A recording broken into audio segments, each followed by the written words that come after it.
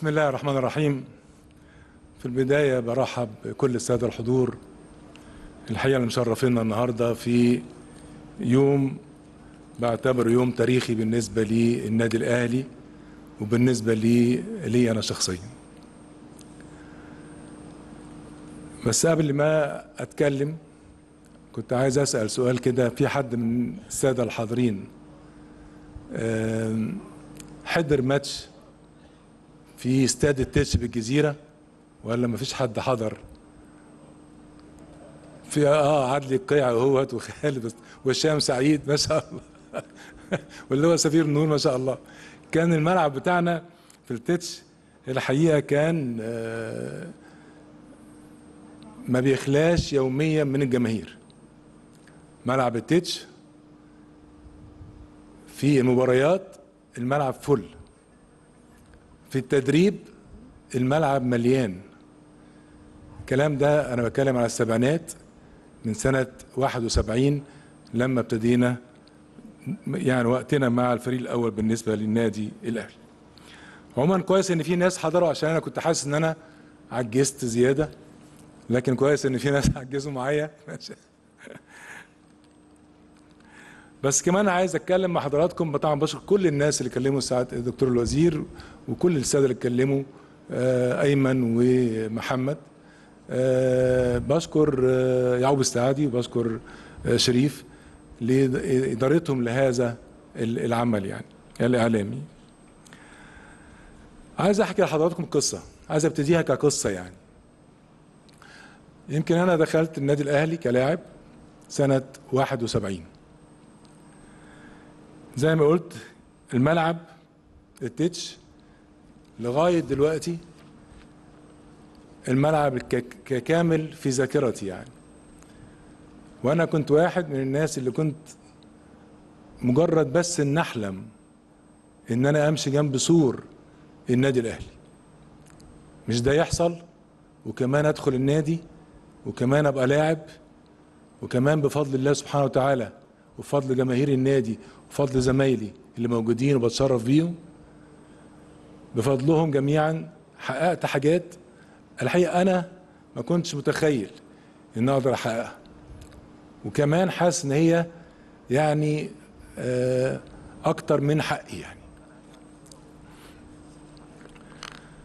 لكن هنا عاوز أتكلم على قصة الاستاد.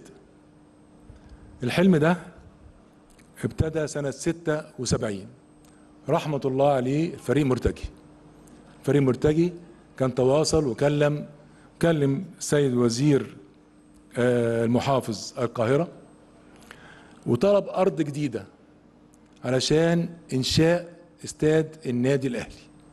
فالأرض دي تخصص مكانين، مكان في مدينة نصر ومكان في المعادي. ومجلس إدارة النادي الأهلي، وده يمكن مثبت في قرارات المجلس، اختار مدينة نصر. بعد ما اختار مدينة نصر وجم رؤساء بنعتز بيهم ومجالس إدارات بنعتز بيهم جدا، وهنا بذكر اللي كمل المسيرة بعدها الكابتن صلاح سليم رحمة الله عليه، كابتن عبد الصالح الوحش رحمة الله عليهم.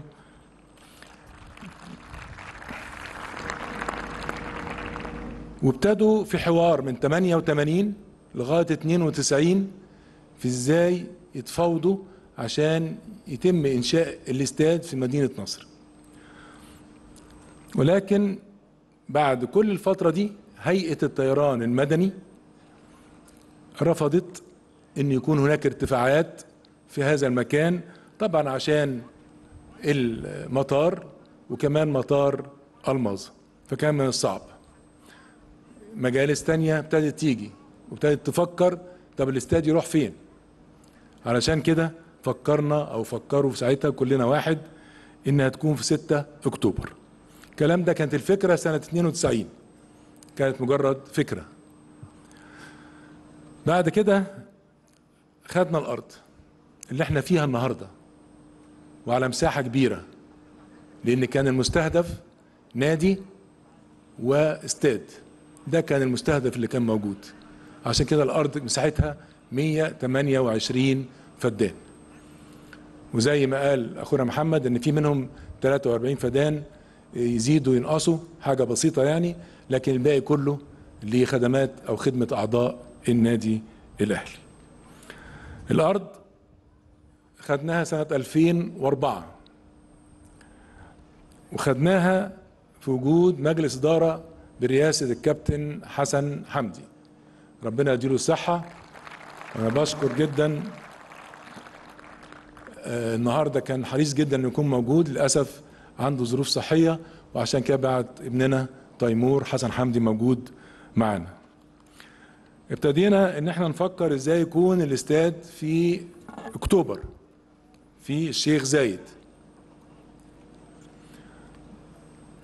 بعد المرحله دي تم تكليفنا برئاسه النادي الاهلي سنه 2017 اخر 2017. كان عندنا اهداف كمجلس اداره. الهدف الرئيسي عشان نعرف نشتغل كويس في كل الملفات وفي كل الامور ان يبقى عندك دستور، يكون عندك دستور النادي الاهلي. دستور النادي الاهلي متمثل في نظام او النظام الاساسي، لائحه النظام الاساسي للنادي الاهلي اللي بشكر فيها محمود بفهمي.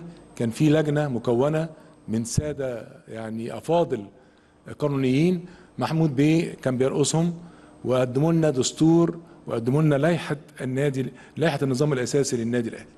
فانا بشكرهم جدا. من خلال اللائحه دي بقى عندنا ان احنا نقدر نعمل شركات اللي تفضل بيها السيد الوزير واللي ساعد فيها الحقيقه في ان احنا ناخد خطوات سريعه فيها.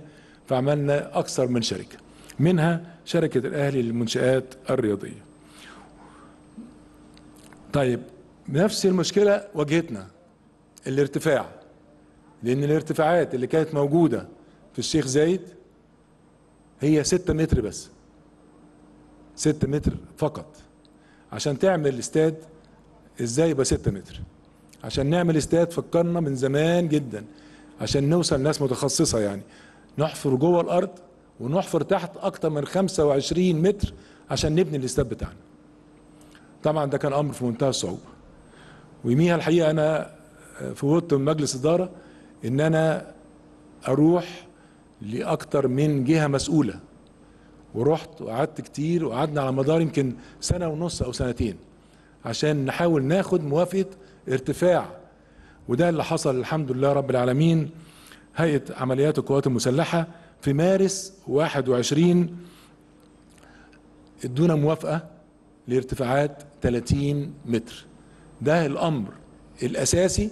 عشان كده انا بشكر كل مؤسسات الدوله اللي الحقيقه بيتعاونوا مع اي عمل جاد، وبشكر الحقيقه كل الناس او كل الاساتذه واللواءات والاجهزه اللي كانت ورا يعني الموافقه دي هي اساس العمل النهارده. لو ما كانش عندنا الموافقه دي ما كانش فيه استاد. فالحمد لله رب العالمين ان احنا حصلنا على هذه الموافقه. ودي بقى كان بالنسبه لنا هي نقطه التحول الرئيسيه، ومش تحول بس، هو نقطه الامل.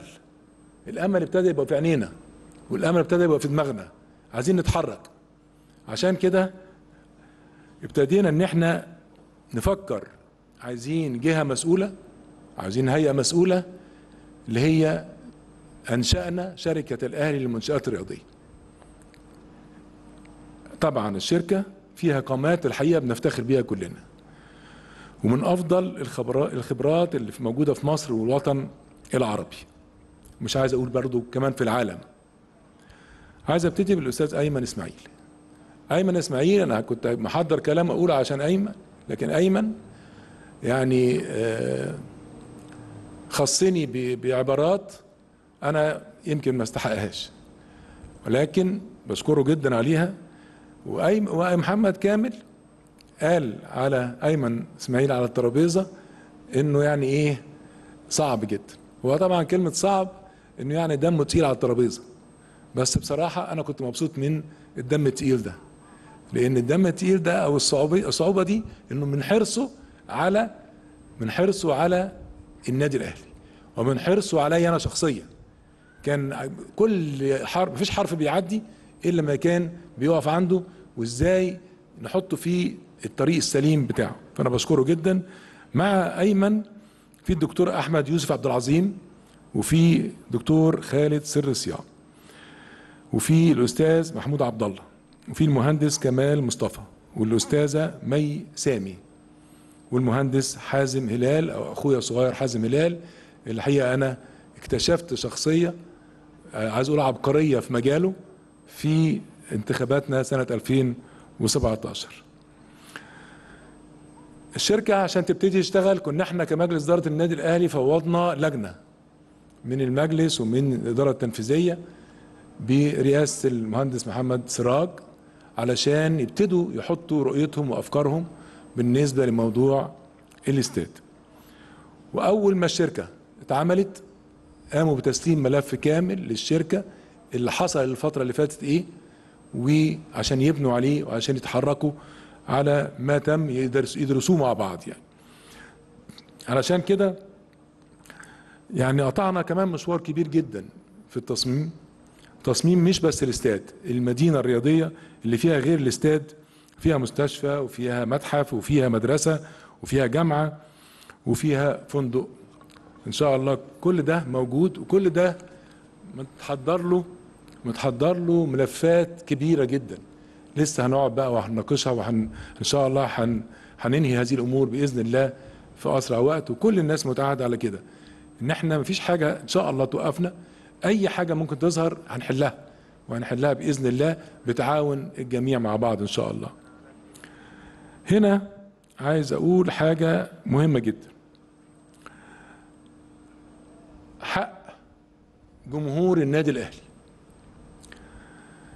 حق جمهور النادي الاهلي انه يروح الاستاد بتاعه بسهوله ويدخل بسهوله ويخرج بسهوله ومعاه الادوات اللي بيشجع بيها المتاحه، ان هو ياخد ولاده ويقضي يوم في مباراه للنادي الاهلي في الاستاد، ياخد ولاده ويروحوا المتحف. كل الامور دي للاجيال الجديده باذن الله يعرفوا قيمه النادي الاهلي ان شاء الله.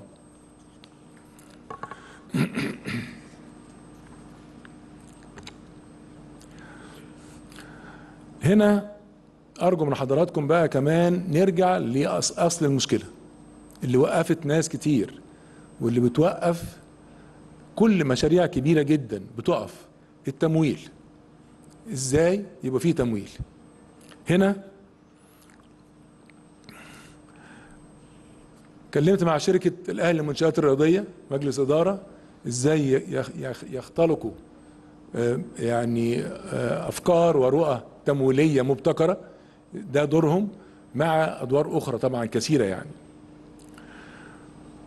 بس المهم في الادوار دي ان النادي الاهلي ما يتحملش اي اعباء ماليه حاليه او مستقبليه او ديون مستقبليه. ده عنوان للموضوع، وده الامر مهم جدا والحمد لله ده اتحقق. ليه احنا بنقول كده؟ بنقول كده ان احنا الحقيقه كمجلس اداره احنا المفروض ناخد بالنا من الفرق الرياضيه اللي بتخليها النادي الاهلي النهارده اول نادي في العالم في تحقيق البطولات. لازم نصرف ولازم ندعم الفرق الرياضيه. فمش معقوله كمان النادي الاهلي يطلع من عنده مبالغ مليارات المليارات علشان نبني استاد وما نصرفش الكلام ده في فرقنا الرياضيه، ما نصرفش الكلام ده لخدمه اعضائنا اعضاء النادي، ما نصرفش الكلام ده في اسعاد جماهيرنا، ما نصرفش الكلام ده في التطوير المستمر لكل منشآت النادي وكل فروع النادي، وكمان بنبني فروع جديده الحمد لله رب العالمين. فهو ده يعني كان حق الناس، وده كمان مهمة الشركة انها ازاي توصلنا للمنطقة دي، ازاي ان احنا ما نتكلفش حاجة وكمان نستفيد ان شاء الله استفادة كويسة. كل ده بقى في ظروف اقتصادية صعبة جدا كلنا يعني شفناها وكلنا عشناها. هنا اتحركت شركة الأهلي تحرك كبير، وابتدت يبان مشكلة التمويل، وهنا ظهر شركة بلتون برئاسة الوزيرة داليا خورشيد. الحقيقة اللي أنا بشكرها جدا جدا، مش عشان تفاعلها بس، لا عشان من أول يوم عندها حماس، وعندها يعني حماس شديد جدا لفكرة المشروع. وكمان هي بقت هي اللي بتلاحقنا، يعني هي كمان اللي ابتدت تجري الناس كلها علشان نتحرك. يعني شركة بلتون طبعا انا مش هتكلم بقى على الشركات لانكم حضراتكم كلكم شفتوها، كلهم كيانات كبيرة جدا جدا، عالمية، عربية، مصرية، كلها كيانات كبيرة جدا. وبرضو شفتوا حضراتكم كل شركة بتفصيل، وكل شركة يعني السي في بتاعتها، سيرتها واعمالها كانت ايه، وحجمها في العالم عامل ازاي. وهنا بقى بشكر واحد صاحب الرؤية، محمد كامل. محمد كامل فعلا زي ما قال كده من كام سنة كان جه عاوز، يعني كان عنده افكار كتير ازاي نعمل الاستاد. وبعدين وصلنا مع محمد لازم عندنا كيان قوي، وده اللي اشتغل عليه.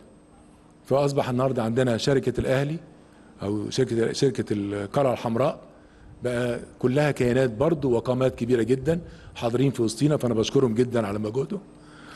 ومحمد كمان من المنطلق ده سعى مع سيادة الوزيرة داليا خورشيد ازاي يبقى في تحالف قوي، وده الحمد لله اللي اتحقق.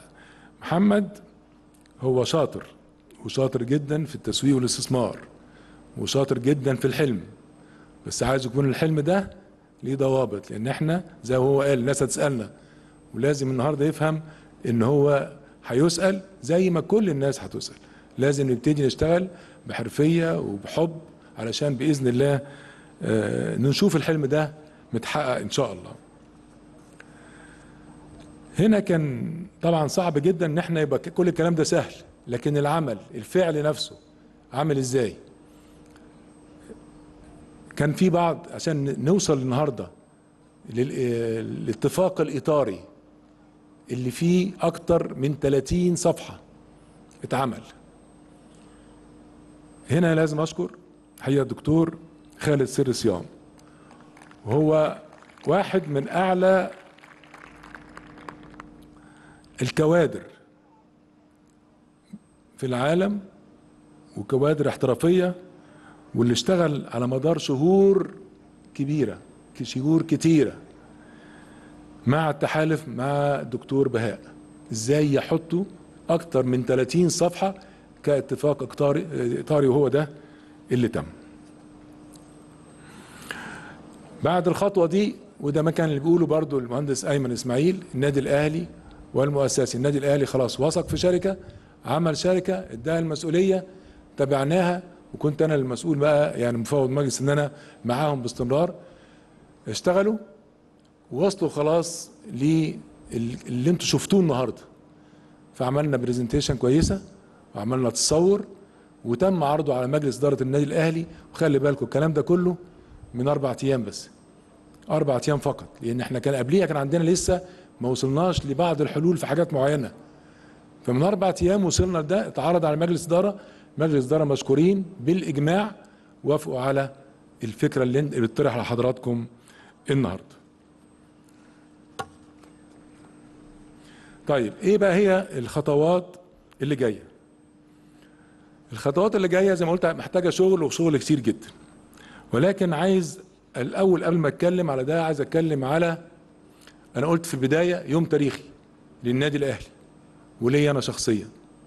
من خلال اللي انا حكيته ده، ليه يوم تاريخي؟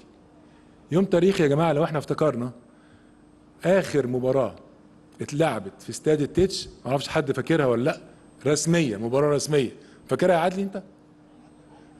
الكلام دوت كان سنه 75 اسف، سنه 75 مباراه رسميه. يعني عدى لغايه النهارده يا جماعه 49 سنه. 49 سنه الحلم موجود، 49 سنه مجالس الاداره بتشتغل عليه، 49 سنه الجمهور نفسه يشوفه. 49 سنة الناس كلها منتظرة ده. النهاردة احنا ان شاء الله بإذن الله يكون هو ده بداية تحقيق هذا الأمر. ودي النهاردة ان شاء الله خطوة مهمة جدا لهذا الموضوع. الحقيقة أنا في النهاية عايز أقول حاجة، إن ربنا سبحانه وتعالى أكرم النادي الأهلي بجمهوره. جمهور الأهلي هو فعلا أحسن جمهور في الكون. الجمهور ده ليه حق علينا وليه حق عليا أنا شخصيا، لأن أنا قلت بعد توفيق الله سبحانه وتعالى ودعم الجمهور.